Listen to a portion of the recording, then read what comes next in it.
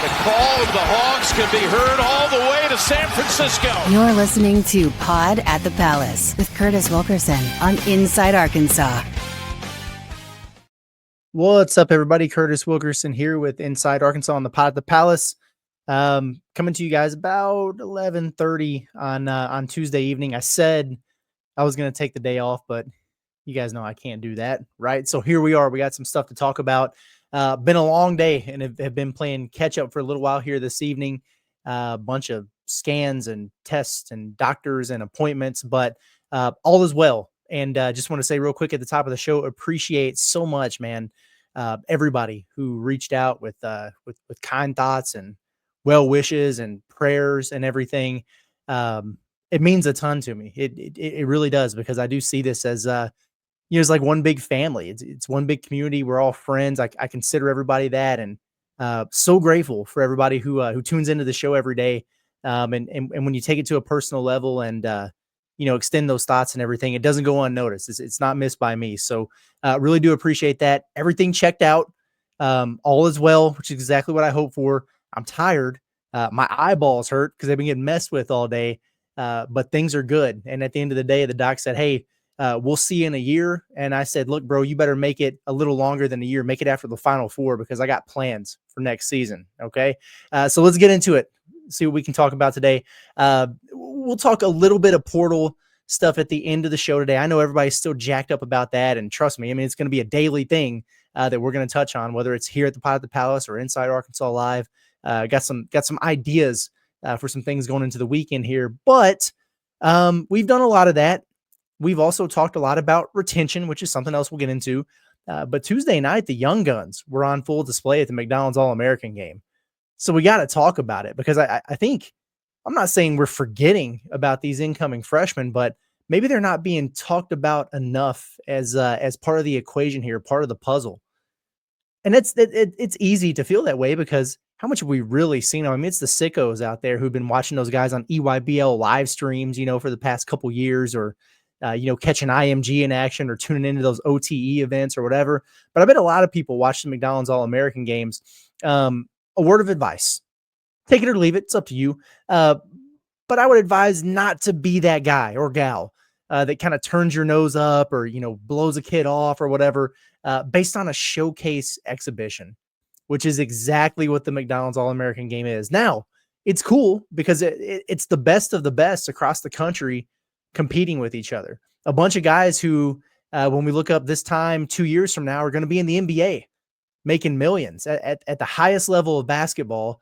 But they're competing with each other in this game tonight.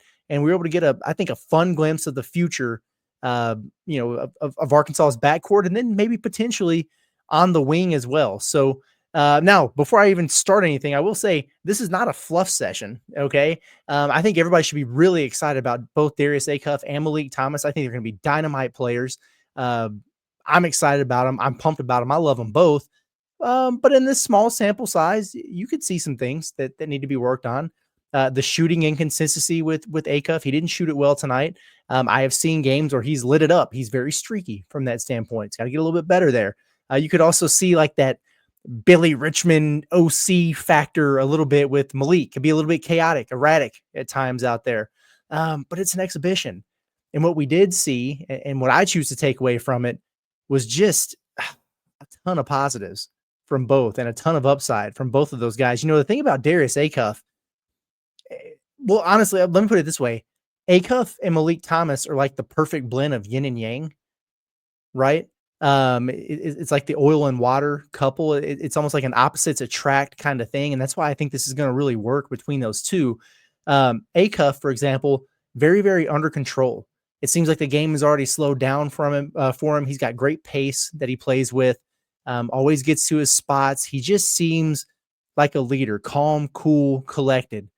Malik, on the other hand, chaotic, explosive, a wild card, will go rogue and off script at times. I just think there's a very interesting dynamic and a compliment there. And you could see that in this game, even though they were playing on opposite teams. Again, Acuff, very under control as a lead guard. He's really fun, I think, when he's getting downhill. I like when he was trying to get to his floater a little bit, but I think he's a physically strong enough guy to where I like to see him just get all the way to the rack, maybe a little bit more. And I know he does that during the season. Just talking about this McDonald's game, he's come a long way as a passer. Really has kind of evolved into a full-on playmaker. Really good vision, finds his shooters, I think, really well. He can get to the paint whenever he wants, but he'll spray that thing out there and find his shooters. So I was impressed with his ability to do that. I think he needs to do a little bit better of a job about making people pay for going under on screens. Now, you hear that and you immediately think, God, we were trying to get DJ Wagner to do that all season. I think that there's a lot more potential in Acuff's three-point shot than DJ's. Acuff doesn't have that hitch in it. And he's just got to knock it down a little bit more consistently. And he made some, okay? Like I'm not saying that he just went over out there. He missed several threes in this basketball game, but he did knock down a catch and shoot from the corner. And then he did have another nice step back pull up that he knocked down where he had his foot on the line. So a long two, all right? But the dude can make shots. So I don't want anybody to be too freaked out about that. But doing it more consistently, that's going to be the one thing, immediately that people look at once he gets into his freshman season. But he's good, man. He had a really sick drop off to Boozer, some nice passes in there. Competitor, looks like he could be a guy who comes in as a freshman with some maturity. That could be a leader on the floor. So I'm super excited about Darius Acuff. I can't wait to watch him in a Razorback uniform. I think the fans are going to love the way that he plays. I say that, and then I'm also going to turn around and say I think Malik Thomas is going to wind up being, potentially one of my all-time favorite Razorbacks. I mean, I'm not trying to overreact. And listen, it's not like he went out there and scored 30 in this game, but there's just something about this guy. I can't take my eyes off of him when he's out there on the floor. I love his combination of just that chaotic factor, that wild card to him. And it's like dynamite, boom, instant energy when he comes in there on the floor. His motor is absolutely relentless. He plays with so much swag and flair and toughness and competitiveness. He's fearless out there on the floor. And usually don't see that kind of stuff in a showcase game like this, but you did in this game tonight. It was pretty fascinating. He had that one ISO play that I thought was really, really impressive where he was kind of driving left, didn't have anything, reversed it right, used the ball screen, and then pulled up for three and just drilled it. That was nasty. Okay. That was high level stuff. He's got a really quick trigger. I think he can get that shot off whenever he wants. In fact, I wish he would have hunted it more in this game because his teammates were chucking it. And I know he's a high volume shooter too, but he was deferring a little bit more than I kind of expected him to, which I guess if you think about it, might not be a bad thing, but I kind of wanted to see him get his a little bit more. He had some drives in this game where he missed some close ones around the rim, contested, but where you could really see, I thought, the skill level with him using the English off the backboard, high off the glass with his angles. It's something that he understands pretty well.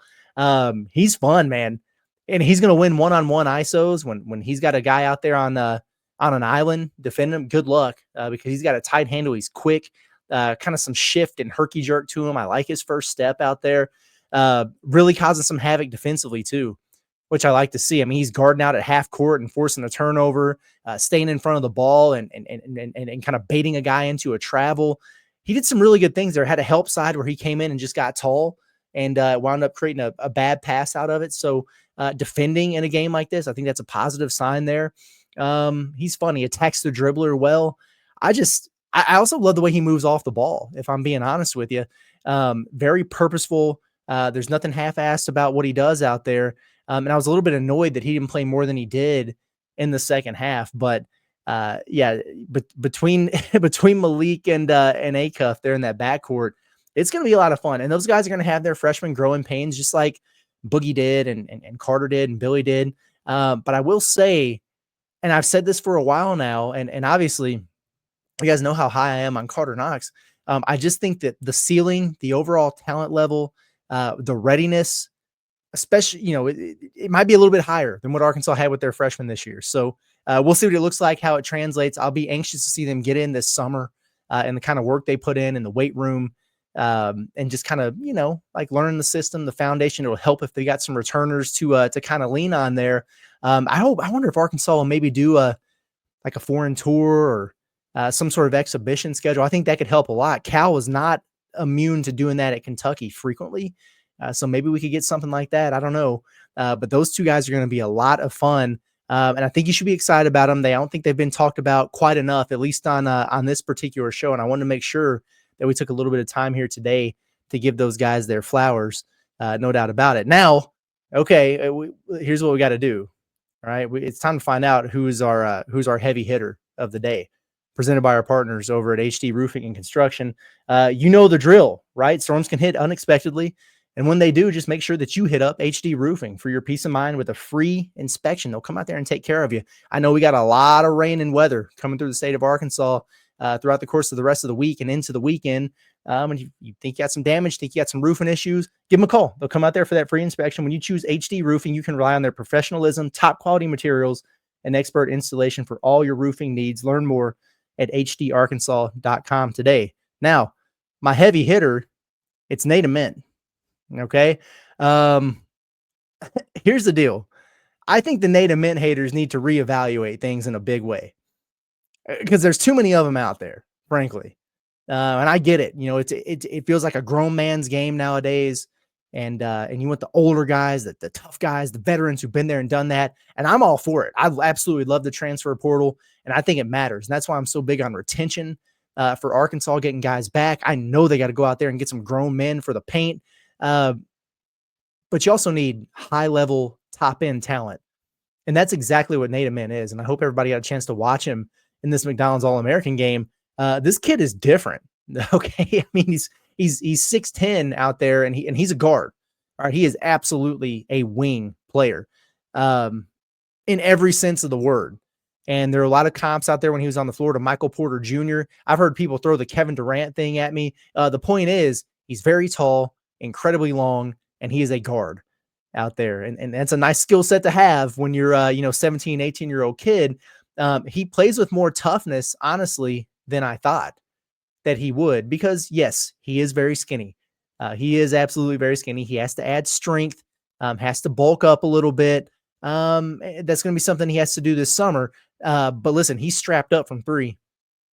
Okay. He's got a smooth stroke out there. He can get off the bounce. He can get off the catch. He can do a lot of different things. He's comfortable putting it on the deck. I mean, he was matched up with AJ DeBanza, who's the #1 prospect in the country. And he was giving it to him a little bit. Now, there were times where AJ, who's a little bit more physically put together right now, was able to get into his chest a little bit. And that's where you could tell, all right, like he's got to get in the weight room. We know that.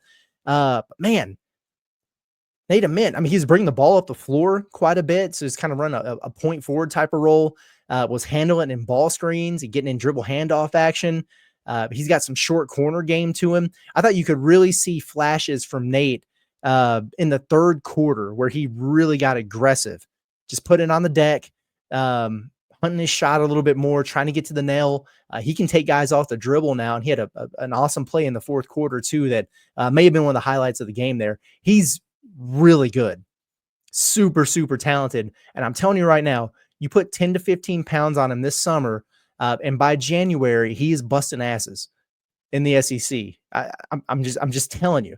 And I don't know how good of a fit he would be with the Boozers at Duke.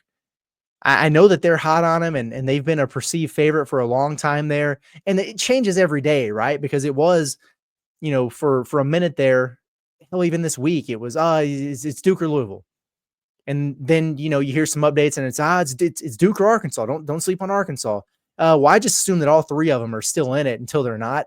I just don't know about that fit with Duke. Now, Nate is a very smart player, a cerebral player. He's unselfish out there. So from that standpoint, it would work. But it sure looked weird, I thought, in this McDonald's All-American game. I think it'd be a really nice fit with Arkansas's incoming freshman, and would solve some needs for you, for sure. Louisville's already spent $500 million in the portal already in NIL. Like, I mean, how much money they have left? We know Arkansas has got a bag. So listen, it ain't my money.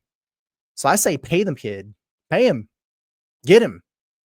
Landing Nate Ament is not going to stop you from getting your big men. Arkansas has to get multiple big men. It's just going to be a thing, and they're going to pay to do it. They're going to get a high-quality starting center in the SEC. They're going to have some depth there. That's going to be a thing. I know it's frustrating right now. We'll talk about that in just a second. But if you can wind up getting a guy like Nate, who's going to be, he's going to be a top 10 pick next year. I mean, I know that doesn't always translate into like high level freshman production or whatever, but it could. And I think he's that kind of player to where he could get there about midway. He might have that same kind of arc as Carter Knox, where it's a slow start. He's got the learning curve. He's got to adjust to the physicality. But when it clicks and that switch flips, I'm telling you now, that kid's going to be good. So, could it stop you from potentially getting a Lamar Wilkerson or a Keyshawn Hall or something, depending on who you have returning? Maybe. So I don't know about that, but what I am telling you is I think Nate Ament is going to be a star sooner rather than later. And I'd take the gamble personally. And I say gamble, and is it even really that? I mean, he's a bona fide blue chip prospect who just played in the All-American game. Anyway, let's talk transfer portal for a few minutes and then get out of here for the night. I mean, it's like we said yesterday, things move quickly in the portal, right? And things can change at the blink of an eye. And that's exactly what we're seeing here as we try to figure out exactly how this coaching staff operates out there in the portal. And I keep going back to, it's really hard to get a strong feel for exactly what they're targeting from a priority standpoint until we know who the heck is coming back. But Dalen Swain, the Adu Thero clone who we talked about out of Xavier yesterday, just kind of like we hinted at, he was unofficial to Texas. That's where his coach Sean Miller is at now, and he commits there. And it was just a few hours after it was announced that he was going to be scheduling visits to Arkansas and Kentucky. So he's off the board. Okay, I would just assume, honestly, and I think Swain's a really nice player, I would just assume get Adu or Brazil or both of those guys back, frankly. Big Morez Johnson, this one stings now. I'm not going to lie. We have to cover it. We have to be like the Kentucky folks who, every time there's somebody that they targeted, they go somewhere else. It's like, oh, well, they weren't really prioritizing him. Yeah, well, they moved on. Oh, they've got other guys that are higher on the board. No, sometimes they're guys that you want that just choose to go elsewhere, and that's okay. I mean, that's part of it. It doesn't mean that you're broke boys out there, or you got overbid, or you didn't have a good sales pitch or whatever. Stuff just happens, man, and it happened with Big Morez Johnson, like we said. And I even tweeted out, like, things are moving quickly on this front, and Arkansas really likes Morez Johnson. All those things were true. They just turned out not to get him. And so, they were moving even quickly, I think, than any of us anticipated. The Hogs had a nice NIL offer out to him. They were trying hard to get him in on a visit. If it wasn't going to be before the dead period, it was going to be afterwards. Michigan, kudos to them. They had a list of bigs that they've been in on. They upped the ante with Morez, and they got his commitment on the spot. And it stinks because he was a want and a fit, and I think he's going to be a great college basketball player next year. It just won't be at Arkansas. And so that stinks. But it's April 1st, right? And so there's a long time to figure it out. And let's talk about where that leaves Arkansas in the front court discussion right this moment. And again, like by the time I sit down, Wednesday evening to record again, there's going to be new names and new developments and everything. And that's all right. We're just trying to stay on top of it the best that we can. Folks are really excited about Big Yaxel Lindborg out of UAB. And I am too. I mean, he's one of my goats. Like we said yesterday, he's one of the OGs of the Natty State portal board last year. So would love to have him. Arkansas was in there with the contact. I know that they would love to have him. The Hogs have some ground to make up here. I think he's a draft probable guy. I mean, heck, most of the mocks you see have him, in the top 25, like a first round pick. So why wouldn't he go if he had that opportunity? So that's something to certainly keep an eye on there. I think Auburn is a very, very serious threat for him. And then Kentucky, as much as I hate to say it, they made a strong impression. Mark Pope flew out to Chicago Monday after he hit the portal to meet with him. And I think that left a strong impression. And I will say this too, our man Magoon Gwath, San Diego State, he was crystal balled or, RPM'd or whatever projection to Kentucky by a lot of people. He opts to stay at San Diego State late Tuesday night. And could that be an indicator that they like the position they're in for a guy like Yaxel? Not for sure, but it might be. So something to keep an eye on there. And I hope Arkansas continues to make a push and can really make up some ground and get in on that conversation. Right now, they're probably in that second tier when it comes to contenders for him. So it is what it is. Malik Renew, Indiana, Ford. We've been talking about him for a while now. He's got Arkansas in his final 5. I don't know that I understand some of the hate here with Malik Reneau. And if you're one of them, that's okay. I'm willing to listen, but I want to hear you out because I've been kind of trying to figure that one out. Is it because he can't shoot? Like, is that why people are not that excited about it? I'm serious. Like, I'm not even being sarcastic. Like, I want to know what the problem is here because, he played the 4 and was the backup 5 this year at Indiana in the Big Ten. I assume he could do the exact same for Arkansas. So not like, am I looking at him as your starting center? No, absolutely not. But somebody that can help you in a front court. I don't see why he couldn't be that. He was in, and I think you got to consider this, a horrible, horrible system fit with Mike Woodson sandwiched in a lineup between Mackenzie Mbako and Umar Ballo. Like that's 0.0% spacing out there. It's clogged up. It doesn't make any sense. It's clunky. Doesn't work. But he still managed to average 13.3 points and 5.5 boards, and he shot 55% from the field, 60% inside the arc. Was their highest usage player this year in Indiana. Okay. But I really looked to last season, the year before, where he was paired with, we all know him, North Little Rock's Khalil Ware, who was a stretch threat, right? Who could space the floor. So Malik had some more room to operate. And he averaged 15.4 and over 6 rebounds per game. Was a lot more efficient there in a system like that. So starting center for Arkansas? No. I don't think so. Not at all.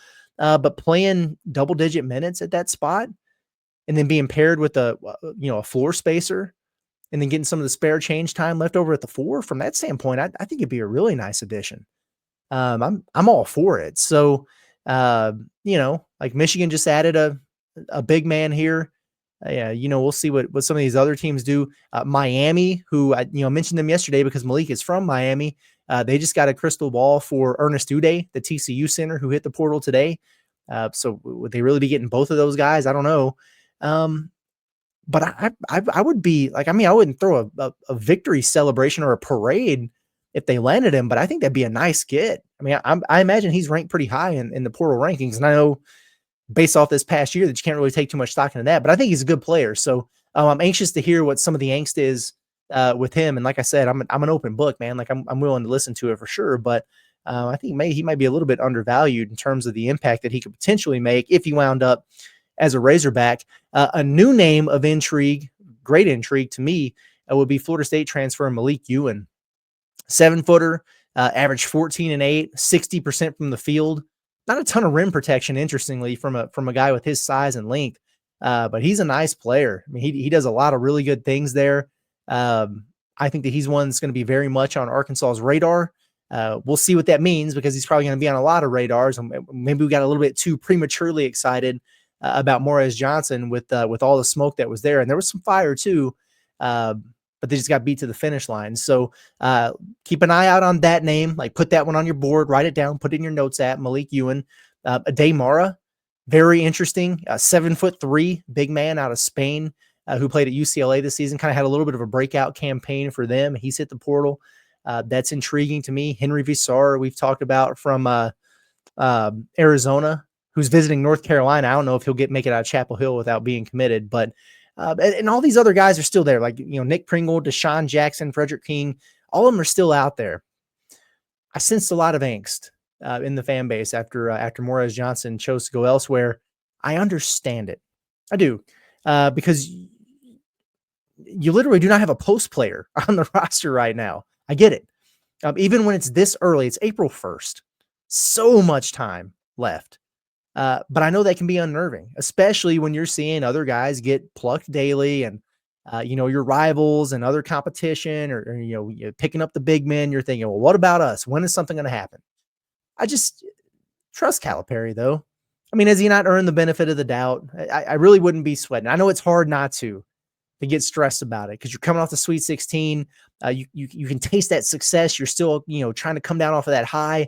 And you're like, let's pounce, man. Let's strike while the iron is hot. And then Cal just doesn't operate that way. He's very chilled out. He's going to operate on his own timeline.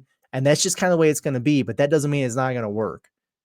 When is the last time you've seen a John Calipari basketball team that wasn't immensely talented on paper? Okay. I think he's earned the benefit of the doubt here. And Arkansas I promise you, they will get at least 2 big men out of the portal. And I imagine one of them we haven't even discussed yet because he hasn't entered. Every day, there's multiple big fish who are big men that are entering the transfer portal. That's going to continue to be a thing as we move forward here. Heck, I'm kind of waiting for Florida to lose to see if any of their 15, 7-foot all SEC guys hit the transfer portal, and maybe Arkansas can get one of them.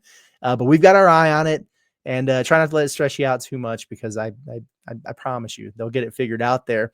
I will say, though, to those that are a little like, all right, what's going on here? I do think that we're getting a little bit closer to the time where you might be start to, you think about telling those returners to pinch a poo or get off the pot, right? I'm just saying, and hey, I'm all for retention. You all know that if you've been listening here recently, you know that I did an entire show 2:00 in the morning, the night Arkansas season ended, about the importance of retention. So I get it. But on the flip side of it, I'll also say, like, this portal moves quickly. And in certain ways, now they know more than we do, okay, behind the scenes, behind closed doors, they know more than I do about what's going on. But in ways, the staff is kind of handcuffed until they start getting some clarity there. And even if they have it, some of these transfers who are out there who might be considering Arkansas or wondering if they should consider Arkansas, or agents who are representing guys who might be good fits at Arkansas, they don't have that clarity themselves. I mean, like, who's to say, just throwing random examples out there, but like a Lamar Wilkerson or Keyshawn Hall, who Arkansas zoomed with on Tuesday, and they remain very much in the mix for, or whoever isn't waiting to see if, so like, is DJ Wagner coming back, or is the Dude Thero coming back? Because how would that impact my role if I popped up, especially when you got those 5 stars coming in the backcourt? That stuff matters to these guys. We think about NIL all the time, and yes, that's at the top of the list in terms of what people are looking for, but they also want to make sure the fit's right and the role is right and the opportunities are there. And when you just don't know what your teammates and what the roster around you would look like, it's hard to make that decision. And then on the flip side, it's difficult for the staff too, to really understand what they have to prioritize. They know they need bigs, so that's kind of an exception there. They know they need shooting, but like, where exactly is the best place to find it and plug it in? So listen, I think some guys obviously deserve plenty of grace. But I do think we really need to hear something out of, like, DJ and Billy and Trevin, maybe by the end of the week. I don't think that's asking too much. I think it would help. I mean, would we not all feel a hell of a lot better about this pragmatic approach to the portal here if we just had some news other than Big Z's entering the portal to operate off? Like, if just right now, if we knew, hey, Carter and Trevin are coming back, Carter and Trevin are going to be back. Still not sure about Adu or, Billy, and it's a coin flip on DJ or whatever. But you got those 2 guys. It's a dynamite scorer in the wing off the ball, and your stretch forward man who really came on strong for you. Would you be sweating not getting Morez Johnson right now? Because you'd be able to look at those guys and you're thinking, all right, just a few more decisions to make. We see the freshman coming in. Okay, yeah, we really don't have that much more work to do. But right now, it's still an unknown. And I could sit up here and all day and say, oh, yeah, I'm hearing they're feeling good about Carter, Billy, and Trevin all coming back, and we'll see about the other guys. Yeah, Adu's on the table.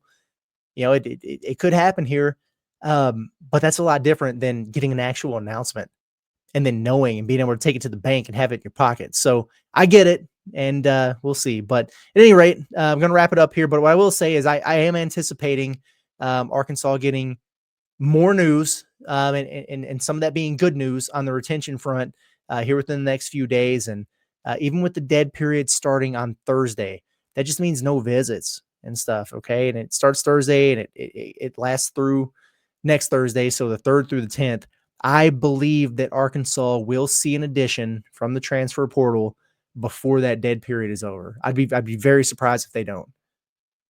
And if they don't, then I'll come on here and admit that I was wrong, but dadgummit, it's not my fault. It's theirs. Okay. So anyway, we're going to call it a night. Appreciate you guys as always for tuning in one more time. Thanks so much for the support, the kind words and everything. Really do appreciate that. And I cherish you guys more than you know, and looking forward to continuing to cover the portal, trying some new things now that we have a little bit more time, and getting creative. We're always open to suggestions. A lot of you hit me. I asked you, Hey, what do you want to hear me talk about once the roster starts taking shape? Because we're going to keep doing this thing daily.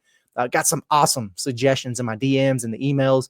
Really appreciate that. Keep them coming as well. If you're not subscribed to the YouTube channel, do so. If you can't watch YouTube every day, if it's easy for you to listen on podcast form, the Pod at the Palace is there wherever you get your pods. Spotify, Apple, Amazon, Audible, you name it, we're there. So tune in, and we certainly do appreciate you. But it's been Curtis Wilkerson with Inside Arkansas, the Pod at the Palace. You guys have a good day. We'll see you tomorrow. Appreciate you.